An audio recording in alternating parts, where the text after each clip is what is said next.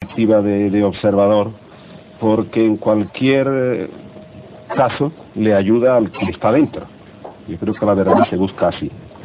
Y aunque pudiera, o de hecho no coincido con algunas apreciaciones del profesor Bueno, el que exista me obliga a mí a interpelarme y a todos. Yo voy a dar la visión desde dentro, que puede tener sus limitaciones.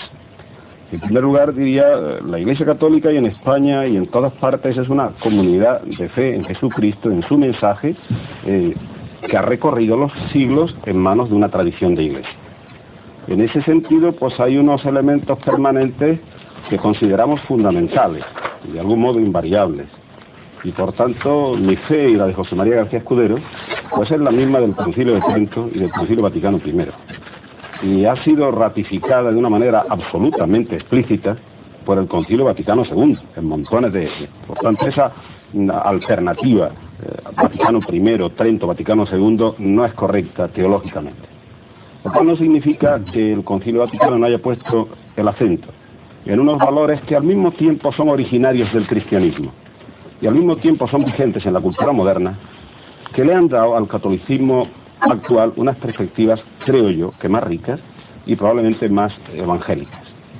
En España se han complicado las cosas porque la crisis, en sentido griego, en el mejor sentido de la palabra crisis, provocada por el concilio, ha coincidido en 1965 la religiosa, en 1973 la económica del petróleo, que arrastra la marca económico-social, en 1975 la política, y por tanto son tres crisis echadas en el seno de una comunidad que han confundido mucho el panorama y que impiden un poco un análisis realmente por compartimentos. Pero no añade la crisis científica, histórica. Sí, también. Hay factores históricos, culturales. Sí, digo, me refiero sí, sin duda. Sin duda. Por tanto, estamos inmersos en un cambio histórico muy fuerte, del cual la Iglesia también es parte y en algunos aspectos protagonista, pero que a mi juicio, y creo que es el que comparte el católico medio, formulándolo mejor o peor, no ha comprometido el patrimonio histórico de fe de lo que llamamos Iglesia Católica en España y fuera de ella. El condicionante social y el condicionante político, yo creo que son una tradición mundial del hecho religioso, ni siquiera del catolicismo. Por tanto, España se declara a sí misma oficialmente católica por boca de Recaredo en el Tercer Concilio de Toledo en el 589, pero por entonces ha ocurrido lo mismo con los francos, ha ocurrido lo mismo con los ostrogodos y con todas las monarquías góticas, es un hecho general. Poco después empieza el Islam, y el Islam, estamos viendo ahora casos extremos de una identificación fanática, en una no separabilidad entre hecho religioso, hecho social y hecho político. Es más, recogiendo la idea de Bloch que ha dicho Reyes Mate, resulta que en el fondo el mensaje bíblico del Antiguo y del Nuevo Testamento tiene en sus raíces lo mejor de la secularidad moderna, en el sentido de que había profetas que llamaban la atención a los reyes, Natán a David, Isaías y Jeremías a otros reyes de Israel. Y Jesús, sin que yo lo identifique con un revolucionario de su tiempo, ni yo reduzca la cristología, tiene afirmaciones y talantes contestatarios ante los poderes de su tiempo. Y el cristianismo históricamente lo ha sido. Los mártires protestaron. Se dice, vino Constantino y todo cambió. Después de que Constantino deja libres a los cristianos, Teodosio hace oficial la religión católica y Trajano la impone. Evidentemente son hechos hoy valorados negativamente por una conciencia teológica católica actualizada. De repliegue. Porque no de repliegue, la Iglesia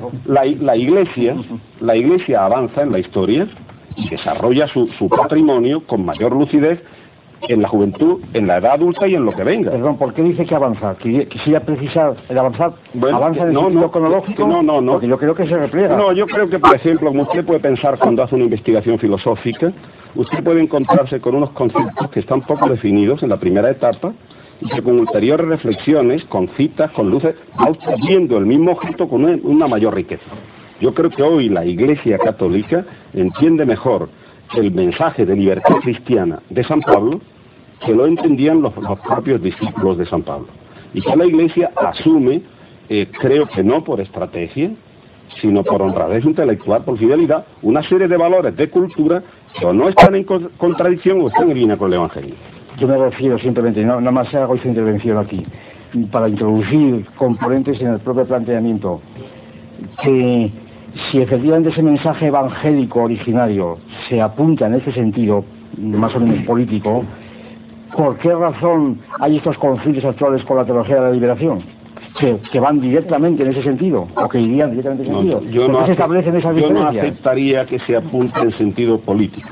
Lo que diría es... No político en sentido amplio, no, político en el sentido de la teología de la liberación. El cristianismo es una religión que se verifica en el tiempo, que no es puramente litúrgica, de un culto vertical a Dios ausente de la realidad humana, que no es puramente moral, como si fuera un código, el budismo, que no es puramente tampoco espiritualista, como puede ser todo el mundo hindú, sino que tiene espiritualidad, tiene culto, tiene moral y tiene compromiso histórico. Esos acentos nunca se han dado de un modo totalmente equilibrado. Cada época tiene sus matices, cada país ha vivido estos ritmos de una manera propia, y es verdad que todos reconocemos que en el siglo XX ha nacido eso que llamamos conciencia histórica, como una realidad. Yo me callo ya en este momento. Pide usted el principio, sencillamente. Está pidiendo el principio, suponiendo que ese componente heterogéneo haya armonía, pero esa es la petición del principio. Eso es justamente lo que se discute. Aclárame lo que pide el principio, aclárame lo que me interesa el tema, porque es lo que estamos tocando. Dígame en qué consiste la petición de principio. La petición de principio consiste en que suponer que ese conjunto de componentes heterogéneos que usted mismo reconoce que viene de la Iglesia y en cuya virtud, yo también creo, consiste su poder, efectivamente, y no ser simplemente una orientación unilateral hacia un componente de los llamados religiosos, sino un equilibrio muy difícil de establecer. Ese equilibrio, usted dice que se han mantenido de diferentes maneras y que hoy día es más perfecto que antaño. Yo digo que eso es el principio porque es olvidar y tomar desde un punto de vista unilateral, aunque importante, de la Iglesia romana, olvidar, por ejemplo, rupturas de equilibrio tan fuertes como la Reforma protestante, por ejemplo, que se rompió el equilibrio y el otro está, y así sucesivamente. Y olvidar toda la historia no ya de la Iglesia, sino del cristianismo. Entonces, olvidar esto, suponer que son cantidades despreciables y que el equilibrio, con todos sus disturbios y conflictos, sin embargo, se mantiene, eso es lo que hubiéramos pedido al principio.